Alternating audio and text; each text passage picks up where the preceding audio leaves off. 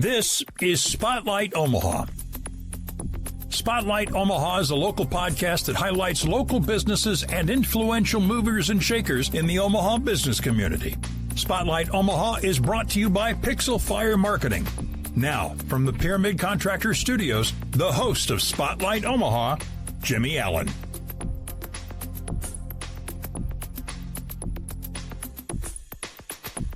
Good morning and welcome into the Spotlight Omaha podcast, where we take you around the city of Omaha, introduce you to local business owners, influential figures, and people who are making a difference in our community. We are brought to you by Pixel Fire Marketing. If your company's not showing up at the top of search engine optimization, maybe your website doesn't convert to mobile. Maybe you need an entire team dedicated to your social media marketing. PixelFireMarketing.com is here to help. For more details, check out PixelFireMarketing.com. Today, joining us inside the Pyramid Contractor Studio is Chad Troester with Edward Jones Financial. Thanks for being here, Chad. Appreciate it. Thanks for the time. I have to imagine when you work for a company like Edward Jones, it's got to equate to playing for the Lakers, the Yankees, the Cowboys. It's one of the most recognizable names in all of financial advising. What is it like to work for Edward Jones, and how does that help you as a financial advisor? Yeah, I think, when I made a change from leadership in this industry to being an advisor full time, I looked for a company that had great name recognition, but also great culture. And that was kind of the main thing for me. So the culture of Edward Jones is really what drove me to join them, and what actually drives a lot of what we do in the business, because we are individuals, but we work collaboratively. Sure. So we share ideas, and that helps us to help our clients the best we can. A lot of the conversation we're having in this room is based around the franchise model, having somebody to bounce things off of. If you fail at something, having somebody that's maybe been in that space or failed in the same way to kind of bounce things off of and have conversations about how to be successful instead of maybe the way you tried. Is that one of the benefits of working with a company like Edward Jones, where there are so many people under the umbrella that you have kind of people to fall back on? Yeah, absolutely. We've got people that have been in the industry for 30 plus years and been with Edward Jones for that long. And so their perspective on change in the industry, change with the company, all of those things that can really help our clients, they can pass that down. But on the other hand, newer people have fresh ideas and can help those people with a lot of experience too. You mentioned culture a minute ago. For someone that's walking in looking to invest for the very first time, what does the process of walking into an Edward Jones location for the first time look like? And how do you guys facilitate people that are first-time investors in their lifetime? Yeah, so every office is a little bit different, but we all have what are called branch office administrators, are a front of the office face. So they're greeted by someone right away. Typically, we have clients fill out certain questionnaires to get to know them a little bit before the actual meeting starts. Then we go through a lot of fact finding, a lot of ways to help identify not only just the factual information, the numbers, but their goals, their dreams, their wants, their wishes, and the whys behind that. How big of a yacht can I buy? Yeah. Exactly. And can I do it? And when can I do it? And those sort of things. What is the most commonly asked question people have that are walking into your office for the first time, whether they're inheriting money, whether they've just had a bunch of money, whether they've had getting money for the first time, they're suffering a death in their life? What is the most commonly asked question somebody's walking in for the first time has for you? I would say that the most common question is, am I going to be okay? How am I going to navigate this? So it kind of a two-part question there, but it's always centered around, have I done the right thing so far, or I need your help in identifying how to do the right things. Obviously, every situation is different. We're not looking for exact numbers. How often is the conversation geared towards you're going to be fine, we've got to tweak a few things here or there, maybe you've done great, versus we got a little bit of work to do here? Yeah, I think the last part was the key. There's a lot of people that they don't plan to fail, they fail to plan. And so they really need some advice and some guidance to show them, are they on track or not? And a lot of people need a little bit of help. They think that potentially their work 401k and the benefits they have through work are all they're ever going to need. And we can help identify what those holes are and get them on the right path. And is it usually they just don't diversify enough? Is it a combination of a few things? What's usually the common cause for maybe not getting over the hump or maybe being behind where they should be? Yeah, I think some of it is diversification. Some of it is reliance upon only one plan, and some of it is tax efficiency. We do a Mm, lot of work with people to understand that saving taxes today is important, but let's look at future you and especially what when you're is. 71 and a half. Yes. Yep. When Yeah. we have to take required minimum distributions and all of those things, and then how does it pass on to the people we care about? And is it going to pass on and cause a tax burden for them, or is it going to be a blessing? I say that tongue in cheek. Can you explain why 71 and a half is such an impactful age for people that are investing or have to pay into taxes? Yeah, and actually that number has moved to 73. Wow. Okay. So the government's done a little bit of work in not demanding their tax money Sure. so And people are soon. living longer also. Exactly. Yeah. Yeah. And so, yeah, when a person hits age 73 and they have what's called qualified money or money in IRAs, 401ks, 403bs, all of Mhm. those little tax codes. Numbers dash letter. Yes, yes. They have to start taking money out, and that is based upon their age and life expectancy. And there's a formula. So every year that number becomes greater and greater. This is a personal opinion. This isn't financial advice. I'm just asking him his personal thoughts. Is that a fair age? Do you think, like, obviously it's almost a protection, right? It's a protection for having to pay luxury tax for whoever inherits the money, etc. Do you think it's fair? Do most people understand and have a pretty good plan around that time frame about what to do with that money? I don't think a lot of people do. Okay. I think there are a ton of fantastic advisors out there, and their main job is to help people accumulate the money. But where sometimes we fall short as an industry is distribution planning. So, how do we actually put that money into motion to spend it and spend it in an efficient way, something that's going to let us have that money last forever? You guys have a ton of different options, bunch of diversity in the options you let people invest in. What's kind of your specialty or maybe the niche that you're in at Edward Jones that you help people with maybe the most? Yeah, I think it's two different things. One is helping individuals and families with planning, whether it's I'm just starting off or I'm 75 years old and I'm looking at how do I leave this money as a legacy. Sure. But then also business owners. I work a lot in the 401k arena, so working with business owners in giving benefits to their employees to help retention. Are a lot like, listen, we talked about obviously a ton of entrepreneurs in here. This is episode 389 of this podcast, and the majority of those people have been entrepreneurs, single operation companies, or just a little bit larger than that. Are most people surprised that they can offer a 401k to their employees if they are a business owner? I think they are because I think a lot of people think that you have to offer a 401k. Yeah, So that's that the only thing, right? particular Yeah. term. It's in the movies. It's got to be the only Yeah, option, right? exactly. But in reality, there are multiple ways that a small business owner can help themselves and help others accumulate money for retirement. In fact, the government has recently said that new 401k plans that are starting must have an automatic enrollment feature, which means that new person comes in, they are automatically They enrolled in have the to. Yeah. plan unless they opt out. So it's a way to help people to take that first step in saving some of those dollars. We're catching up with Chad Troester, a financial advisor with Edward Jones here on the Spotlight Omaha podcast, brought to you by Pixel Fire Marketing and Pyramid Contractors. Every situation is different, but there's this whole new invention out there called the internet that people have found out about. Would you say that you're getting a younger demographic, maybe late 30s, early 40s, versus maybe later in life, 50s and 60s, just because there's more information out there?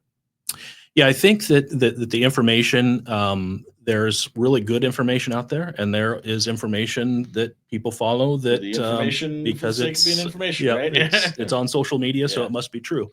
Maybe the 19-year-old TikToker doesn't know much about investing at the age of Right. 65. Yes. Yes. What a weird So concept. yeah, so it's a matter of those that have been used to getting financial advice from an advisor, actually meeting somebody face to face, shaking hands, Yeah. and doing that sort of thing. It's not different. For those that are social media type of followers, it's really hard sometimes for them to realize that getting advice is okay. It doesn't have to come from some unknown person out there in the internet. Yeah, well, and it's an interesting concept, though, right? Because there's the advent of social media. The internet has boomed over the last 20 to 30 years. But you're also coming off one of the most life-changing, life-altering times in history with the pandemic. Is there anything that the pandemic taught you or Edward Jones that you guys use still to this day that maybe benefited long-term for you or the company? Yeah, absolutely. I think it benefited a lot of companies, but specifically with Edward Jones, it used to be that we would kind of walk and talk. So we would go out neighborhood door knocking. Yeah. And I wasn't with Edward Jones during the pandemic, but that had to stop. So then they had to figure out, how do I market myself a little bit differently? Sure. And then, the virtual meetings has been a fantastic thing. So I've got clients in about 15 different states. I don't meet with them face to face every year, Sure. but having the availability of virtual meetings, and then paperwork. Yeah. So nobody likes to have a whole stack of papers that they've got to Let's sign. save trees. Yeah. Yes. And so doing a lot of that via e-signature has been a really good, valuable thing. I want to ask about the multiple states option. I don't. My mind instantly went to real estate, and obviously you got to have a license to operate in multiple states. Is that the same case with a financial advisor? Yeah, it is. And with financial advisors, it's kind of twofold. It's you have your investment or securities licenses, and then you have your insurance licenses. So you've got two separate entities that you have to abide by their rules and regulations. So you have to have both if you're going to be a complete holistic financial advisor and not just an investment or an insurance advisor. A word that gets thrown a lot when we talk about investments is fiduciary, making sure that you're making the best cognizant choice for your investors and putting their money where you truly believe their money can grow and mature the best. What does Edward Jones kind of do to make sure that those fiduciary duties are being put in place? Yeah, Edward Jones is absolutely a fiduciary. Yeah. And one of the things that differentiates us a little bit from other firms is that there's a requirement to have an annual review. If that requirement isn't met, that can have impact on the client, but more importantly, the advisor in not getting paid for those accounts. So the requirement to have an annual review, it should be an annual review at least anyway. Right. But to have that requirement in place really puts us in a spot that we have to do what's right for that client. It may be over the last 6 months more than ever. I'm sure people have been calling and wondering the tariff situation, the change in leadership in Washington, obviously, as well as just seeing different changes in the market, the conflict in the Middle East, etc. There's been a lot of reasons to be concerned with the market. Market's doing well today. What kind of questions have you fielded about the change in the market, the volatility of the market, and how are you handling those questions? Yeah, I think, the questions that I got initially at the beginning of the year were, should I get out of the market? Yeah. Should The I? answer is always no, by the way. Exactly. So should I go into bonds and those sort of things? And a lot of that is fear of unknowns. Yeah. And so, there have been multiple studies done on timing the market versus time in the market. Yeah. And staying in the market is always the right answer. Really? Okay. So versus maybe buying at the dip or maybe buying at the bottom of a pandemic or a war or whatever it may be. Yeah. Yeah. I mean, people will ask all the time, when should I buy? Yeah. Always. Yes. When should I buy? Yes. Yes, exactly. Yes. It's a matter of, sometimes the term dollar cost averaging gets thrown out. So buying shares at low prices, buying shares at high prices, and averaging that cost out. But the name of the game as you're accumulating is to accumulate as many shares as possible, because the price today is not going to be the price when you need to use it. Yeah. So let's get as many as possible. When somebody maybe comes across a financial hardship or they're looking to take money out maybe before that age of 73, what does that conversation sound like from your end? And what advice do you typically give those people? Yeah, I mean, we look at all options before we dip into something that's going to cause taxation and penalties. Yeah. And probably cost you more in the long run. Yeah. And, pre 59 and a half, there's another little magical age. If you take money out of those qualified plans, you pay income taxes, but you also pay a 10% penalty. There are some hardship withdrawal rules. But for the most part, we're going to look at, how do those, the order of money comes into play. Sure. So have you looked at Gotta be a paper savings? trail. Have you looked at your non-qualified or open accounts? Have we looked at um, getting a hold of some financial institutions to see if they will forgive debt, lower interest rates, do those sort of things as well. So we don't help people consolidate debt, but we're going to help them along those ways of if they have an emergency. You mentioned most people are probably need a little bit more work to do at the end of when they're coming in to talk to you. Is a lot of that because of mismanagement of debt? Is that usually the biggest kind of thing hanging over them? Is credit cards, mortgage, cars, etc., maybe student loans, etc.? Yeah, there's a lot of people that have debt. I mean, America has a lot of debt Yeah. as a society, No. and and so yeah, some of that is sometimes people will come to me and say, "Hey, I want to invest in a Roth IRA, for example," Yeah. and I find out that they have quite a bit of credit card debt, and it's at So they've been listening. 20%. So they've been listening to Dave Ramsey. Yeah, Yeah. Okay. Fair enough. and they have 20% interest rates. Yeah. Well, investing in a Roth IRA versus paying off a 20% interest rate makes no sense. Yeah. So I'm going to encourage them and advise them, let's get this debt taken care of before we dive too much into the investing part. How? Listen, all you can do is advise, right? You're an advisor, and they have to take your advice if they choose to. They have the option not to, obviously. How often are you getting pushback on things like that? No, I've read or I've heard, or I've been told I need to do this first. How often are people giving you pushback, and how do you usually handle that situation? Yeah, I mean, sometimes you're Sure. going to get some Is it pushback. rare? It's getting rarer, I Okay, think. sure. Part of it is just the education process that we use, in my office in particular is we ask them up front. I mean, do you want advice? Yeah. And are you going to listen to said advice? And if you fall off of what that advice is, would you like me to call you out on it? Yeah. And if I get permission to do that, it's very easy for them to say, "Hey, I want to do this," and then I say, "Remember the conversation we had." That's advisor speak for "Are you coachable?" By the way. Exactly, exactly. When we talk about the marriage aspect of it, I have to imagine that in your line of work, the majority of time, married couples are coming in together, right?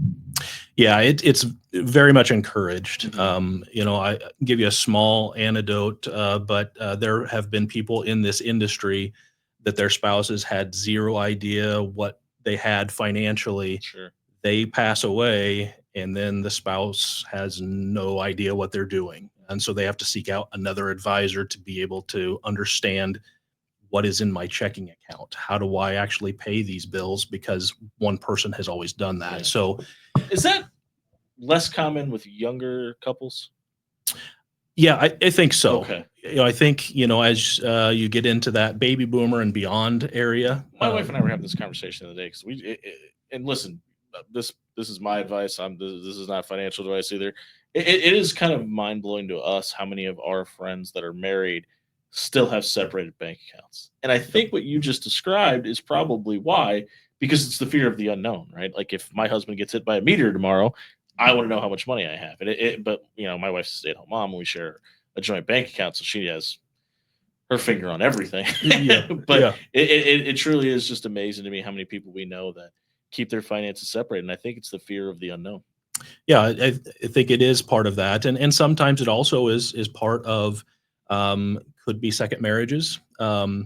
Sometimes there's child support that's coming in for a spouse, and they want to keep that separate so that they can prove that they're spending that money for the child. Yeah, fair. And so some of that comes along, but also um, it, we've seen a trend of people getting married a little bit later than they used to. Good call. Exactly. If somebody's coming in and they're smart enough to find financial advice before they get married, what's the piece of advice you give to a new couple that's getting married for the first time, hopefully? Yeah, I think it's thinking about things of we're changing our life from me to we. Yeah. And how does that change our view on money? And oftentimes people don't. Conversation you should have before you get married. Exactly. I'm not a marriage counselor, but Nope. I've played that role a few times. Probably more than you like to. Right. It's about having those conversations. It's about if they aren't having the conversations together, it's my job to help them and facilitate those conversations. Yeah. And oftentimes when people leave my office, there is a ton of things for them to think about and think through, and they have great conversations about for the first time. Yeah. And again, we're catching up with Chad Troester, a financial advisor with Edward Jones here on the Spotlight Omaha podcast, brought to you by Pixel Fire Marketing and Pyramid Contractors. I want to talk about you personally for a minute. Yep. You said you were in management at a former financial institution. Why was it the right time in life for you to leave that role and become just a financial advisor? I don't want to say it like that, but become a financial advisor. Right. No, I mean, it started a little bit with my youngest going off to college. Mm-hmm. And for me, getting back to the roots of why I joined this industry. So some of it was the timing of becoming an empty nester, and why not change a whole bunch of things as we're changing those things. Yeah. And others is just that love of helping people and being the person that is at the finish line. Do you enjoy that aspect of it? Absolutely. I mean, that's why I joined the business in the first place. We don't know each other very well. We're having a conversation beforehand, but I can just tell that you enjoy the people and the conversation. That's got to be a lot of the reason you enjoy going to work every day. Absolutely. And it's one of those things. I tell people, there are some people that say I have to go to work today. I get to say I get to go to work today because I love what I do. That's why I do this. I mean, I talk to people on the street. My wife hates going to the grocery store because I'll just start talking to a random stranger in the meat section. Yeah. But you guys have you or Edward Jones has an event coming up that is going to help people struggling with mental health and supporting Sail On and Fly High. Can you tell people what that is? Yeah. So it's a fellow advisor of mine. It's his and his wife's nonprofit. His name is? His name is Dave Lawrence. Shout out Dave Lawrence. Yeah. And so Dave and his wife unfortunately lost their son to suicide at age 16. Okay. And his name was Sailor. And so Sail On and Fly High is the name of their nonprofit. And it really helps people with those who are struggling with mental health, suicidal thoughts, things in that nature. And so I don't forget anything here. Yeah. So basically, part of what they do is they provide calm kits. And these kits are designed for people, different sensory type of aspects. Yeah. So if they're feeling anxious or grieving or whatever it is, these kits can help calm people down. We have our middle child essentially needs things like that just because she gets overstimulated. So that hits home for me. So I totally understand that. We'd love to have Dave and them on to talk about that. So if you want to make that connection after we're done here, that'd be great. Yeah. For you personally, how can people get a hold of you if they're looking to make investments or want to talk to a financial advisor for the first time or maybe move their investments? Yeah. So my branch phone number is 402-896-2380. You want to give an email address in case people have questions before? Yep. So chad.traester at edwardjones.com. And I'll go ahead and spell that last name because it's not the way you just wrote it down. It is not. So last name is Troester. And it's on the thumbnail below as well if you need it spelled out as well. We've covered a lot. Is there anything about yourself or Edward Jones that we haven't mentioned that people should know about? No, I think just one last thing was Sail On and Fly High. They're having a golf tournament July 26th over in Council Bluffs. Is that Dodge Park? It's going to be at Whispering. Check the notes. Yep, Whispering Woods Golf Club. That used to be Fox Run. Okay, fantastic. So listen, it's golf season. Anybody that's out there is probably looking for another golf event because we can't get enough time on the links. Please go and help Sail On and Fly High. And give back if you can to those that are struggling with mental health. Chad, I appreciate you doing this, man. Thank you very much. Thank you, Jimmy. This has been the Spotlight Omaha podcast brought to you by Pixel Fire Marketing, Pyramid Contractors. Thanks for being with us. We'll see you in the morning. If you're watching on YouTube, don't forget to like and subscribe. We'll see you tomorrow.